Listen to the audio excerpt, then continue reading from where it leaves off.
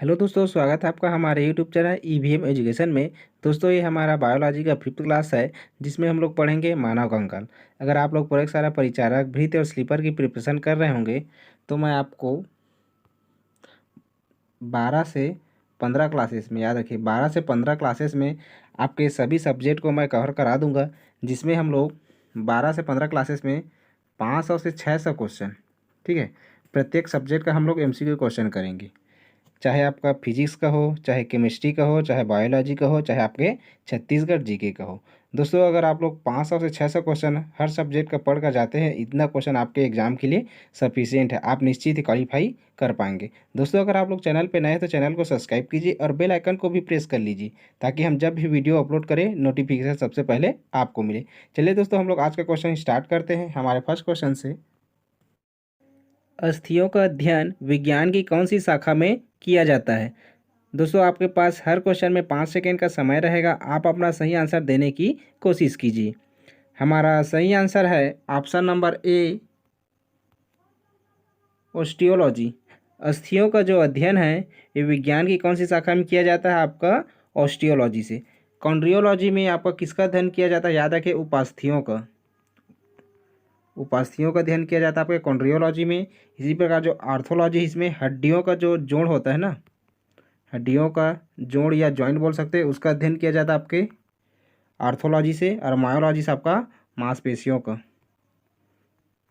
ठीक है, मांसपेशियों का अध्ययन किया जाता है, याद रखिएगा। ठीक है, मांसपेशियों का अध्ययन किससे किया जाता है? आपके मायोलॉजी से। चलिए अब नेक्स्ट क्वेश्चन देखते हैं। मनुष्य के शरीर में कुल अस्थियों की संख्या कितनी होती है? हमारा आंसर है ऑप्शन नंबर डी, 206।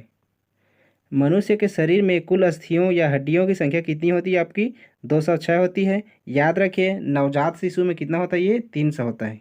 ठीक है, नवजात शिशु में कितना होता है, इसको याद रख लीजिएगा।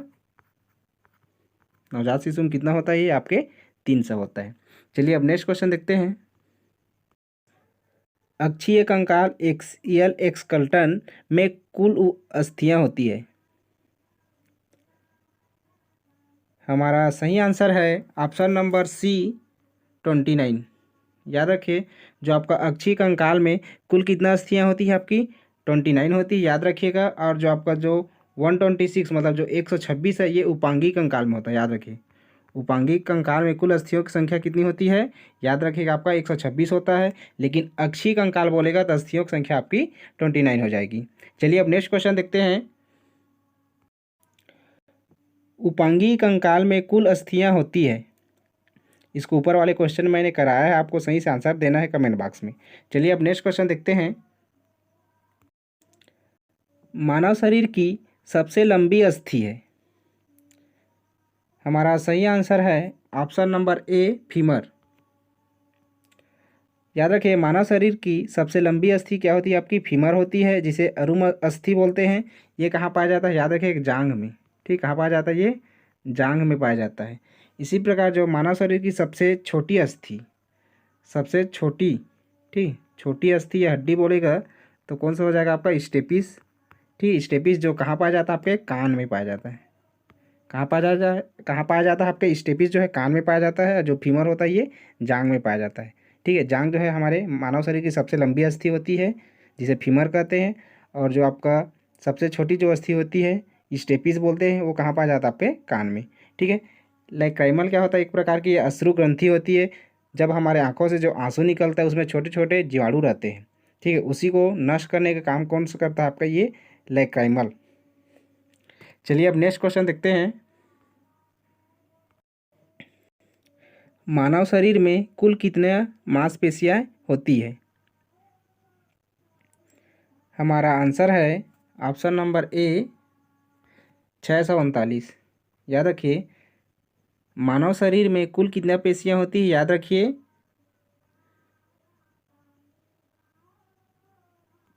639 होती है, याद रखिए। ठीक, कितना होती है? 639 होती है। इसको याद रखने का ट्रिक देखिए, 3 को बीच में लेना है। ठीक है, बीच में मतलब सेंटर में लेना है 3 को।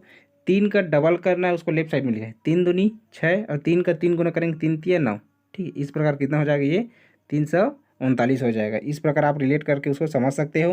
मांसपेशियाँ पूछेगा मानव शरीर में कितनी कितनी मांसपेशियाँ होती है, तो याद रखिए 3 याद रखना है, 3 का दुगुना कर देना है, लेफ्ट साइड लिखना है, 3 का 3 गुना करके राइट साइड लिख देना है। ठीक, इस प्रकार कितना हो जाएगा मांसपेशियों की संख्या 639। चलिए अब नेक्स्ट क्वेश्चन देखते हैं। मांसपेशियों का निर्माण करने वाली प्रोटीन है। हमारा सही आंसर है ऑप्शन नंबर बी, एक्टिन व मायोसिन। मांसपेशियों का निर्माण करने वाली प्रोटीन आपकी एक्टिन व मायोसिन है। ग्लोबिन, ग्लोबिन क्या होता है, एक प्रकार के संयुग्मित प्रोटीन होता है जो आपके हीमोग्लोबिन में पाया जाता है। ठीक है। हिपेरिन क्या होता है, ये रक्त का थक्का जमने से रोकता है। ठीक है, रक्त का याद रखिएगा, रक्त का थक्का जमने से रोकता है। थक्का जमने से क्या करता है, ये रोकता है, याद रखिएगा। ठीक है, हिपेरिन। चलिए अब नेक्स्ट क्वेश्चन देखते हैं। क्वेश्चन है हमारा, निम्न में से किस कशेरुकी में वही कंकाल नहीं होता, नाखून, पंजे, सल के पंख, इसमें नहीं होता, याद रखिए। हमारा सही आंसर है ऑप्शन नंबर ए, एम्फीबिया, या इसी को बोलते हैं उभयचर। ठीक है, अब एम्फीबिया या उभयचर किसे कहते हैं, याद रखिए, जो जल व थल दोनों में जीवित रह सकता है उसे क्या बोलते हैं हम लोग, एम्फीबियन या उभयचर। इसका उदाहरण है आपका, याद रखिएगा, मेढक, जो जल और थल दोनों में जीवित रह सकता है, और आपका मगरमच्छ, मगरमच्छ। ठीक, इसको याद रखिए। इसी प्रकार जो मैमल्स है, मैमल्स मतलब स्तनधारी। ठीक है, ये क्या करता है, याद रखें, जो अपने नवजात को दूध पिलाने का काम करता है। ठीक है, जो नवजात होता है उसको ये दूध पिलाता है, उसे क्या बोलते हैं हम लोग, मैमल्स बोलते हैं या स्तनधारी। इसका उदाहरण है आपका गाय, बकरी और भेड़। ठीक, इसका उदाहरण याद रखिए।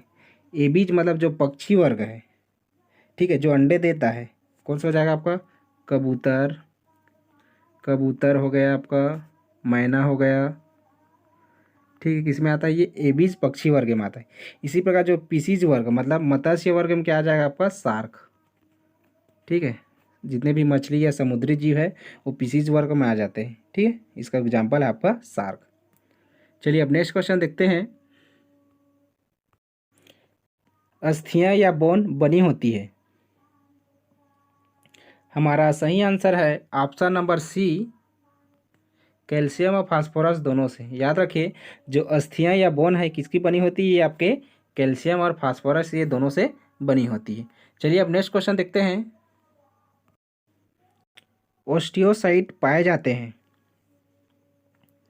हमारा सही आंसर है ऑप्शन नंबर ए, अस्थि में। याद रखिए, ऑस्टियोसाइट कहाँ पाए जाते हैं, आपके अस्थि में पाए जाते हैं।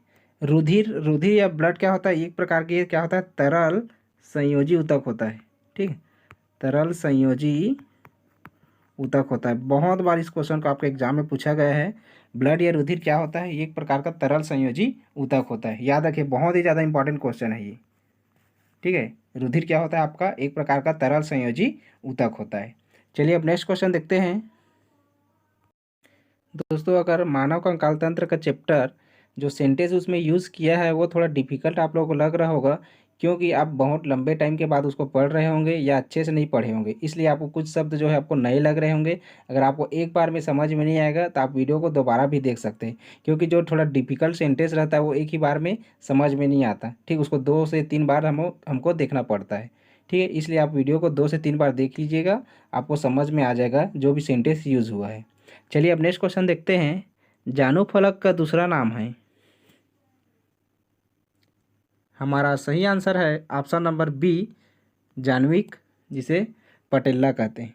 ठीक है, जानू फलक का दूसरा नाम क्या होता है आपका, जानविक होता है, जिसे हम लोग क्या बोलते हैं, पटेल्ला कहते हैं।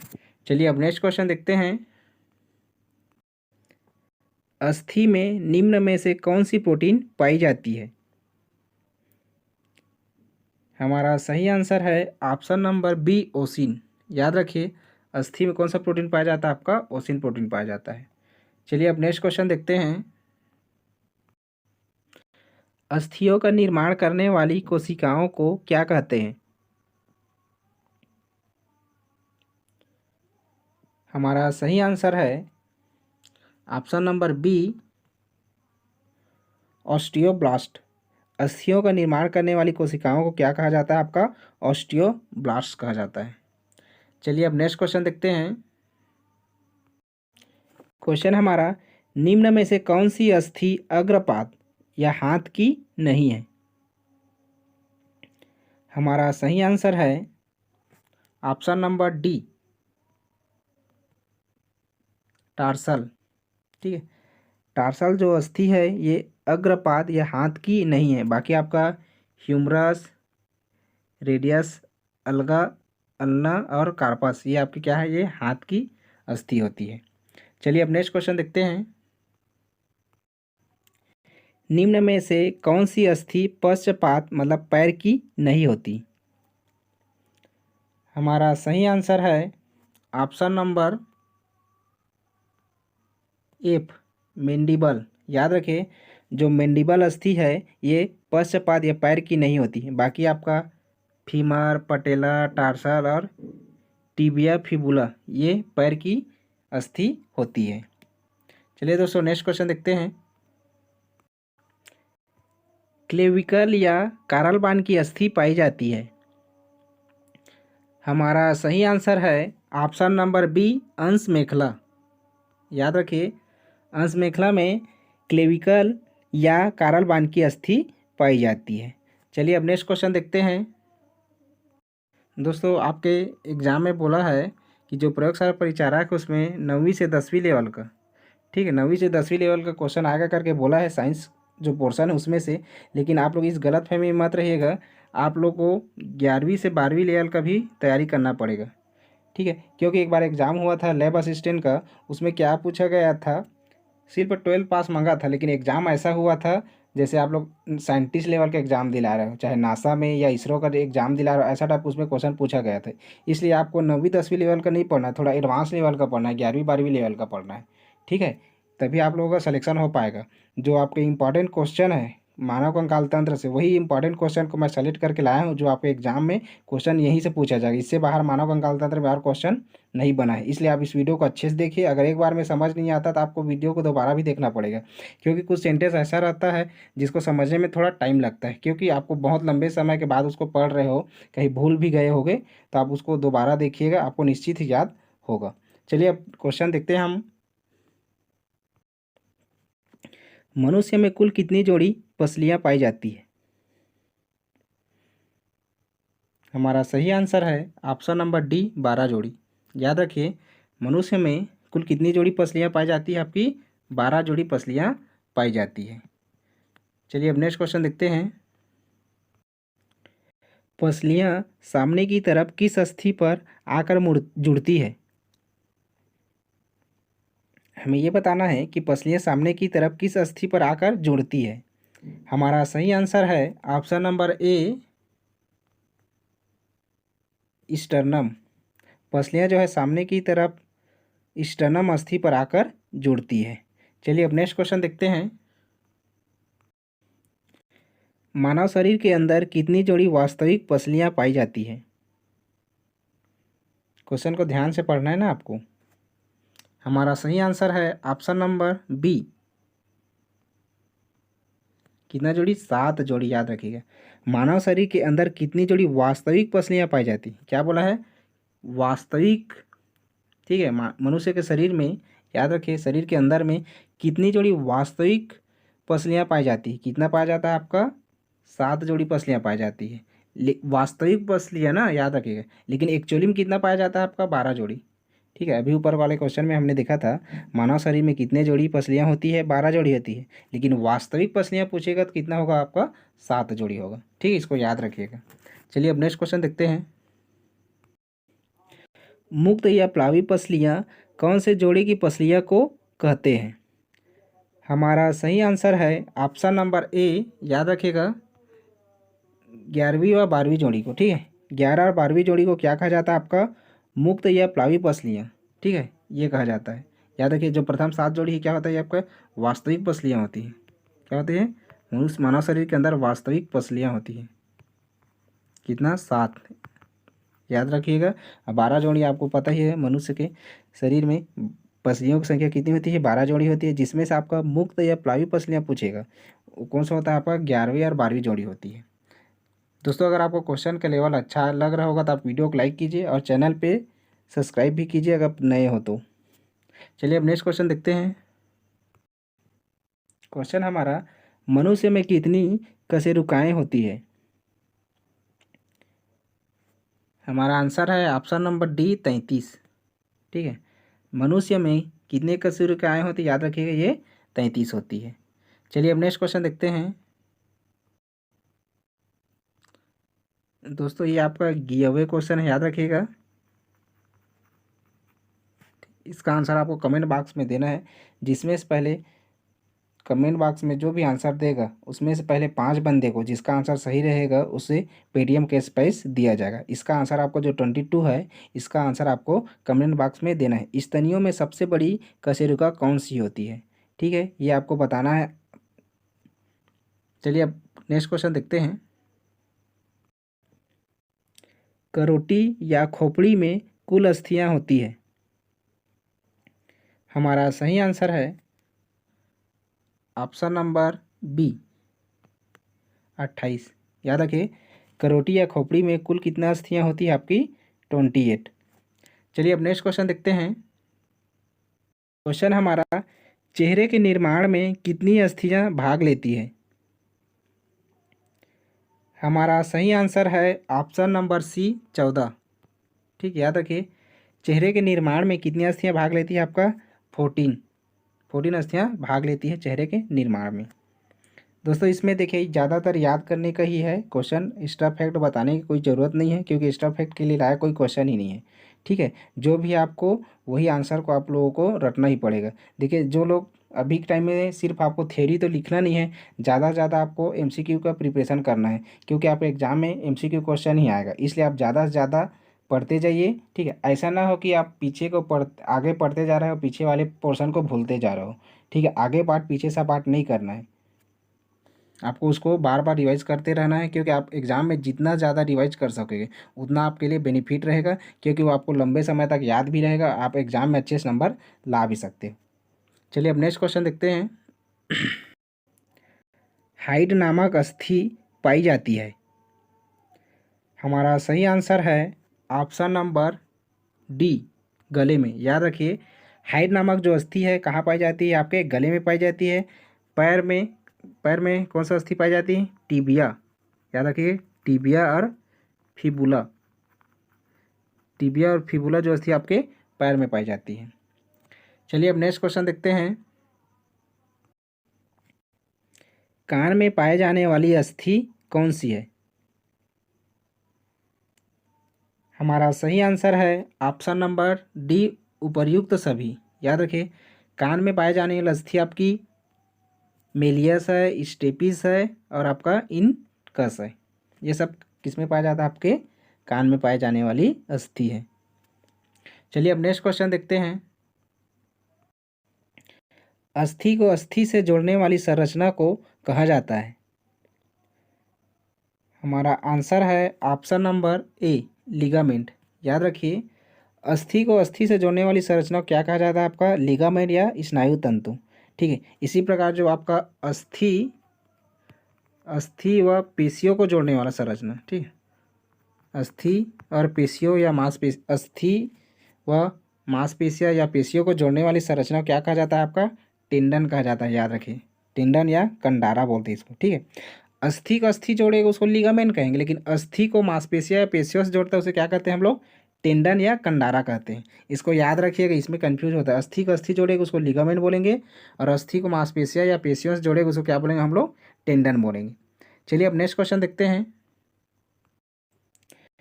अस्थियों को मांसपेशियों से जोड़ने वाली संरचना को, देखिए अभी बताया था इस क्वेश्चन को, हमारा आंसर हो जाएगा ऑप्शन नंबर सी टेंडन या कंडारा। ठीक है, अस्थि को मांसपेशियों से जोड़ने वाली संरचना को क्या कहा जाता है, आपका टेंडन या कंडारा, और लिगामेंट जो है अस्थि को अस्थि से जोड़ता है।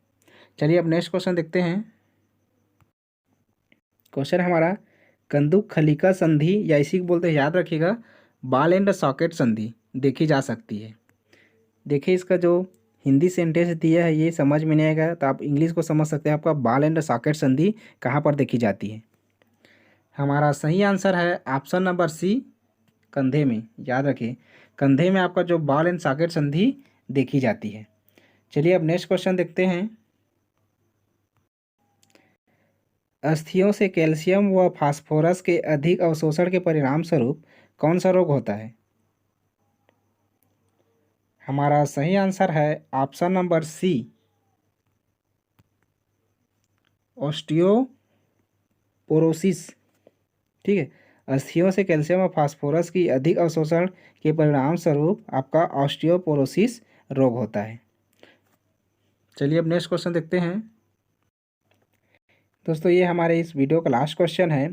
हृदय पेशी किसी प्रकार की पेशी है? हृदय जो पेशी है ये किस प्रकार की पेशी है, ये हमें बताना है। हमारा सही आंसर है ऑप्शन नंबर सी, रेखित व अरेखित दोनों प्रकार की। ठीक है, हृदय पेशी जो है ये आपके रेखित व अरेखित दोनों प्रकार की पेशी होती है। रेखित या ऐच्छिक पेशी किसे कहते हैं? जो हमारी इच्छा के अनुकूल हो। ठीक है, हम लोग जैसा इच्छा करते हैं उसी के अकॉर्डिंग हो, उसको क्या बोलेंगे हम लोग? ऐच्छिक बोलेंगे। और अरेखित पेशी या अनैच्छिक पेशी किसे बोलते हैं? जो हमारे इच्छा के विपरीत हो, मतलब जैसे छींक आना। ठीक है, छींक आना ये आपकी क्या है? एक प्रकार की अनैच्छिक पेशी है। ठीक है, इसे आप लोग रोक नहीं सकते। दोस्तों अगर आपको वीडियो अच्छा लगा हो तो आप वीडियो को लाइक कीजिए और चैनल को सब्सक्राइब भी कर लीजिए, और आपके फ्रेंड लोग प्रिपरेशन कर रहे होंगे उसको भी इस वीडियो को शेयर कर दीजिए ताकि उन लोगों को भी कुछ फ़ायदा हो सके। दोस्तों मिलते हैं हम लोग नेक्स्ट लेक्चर में। Thank you.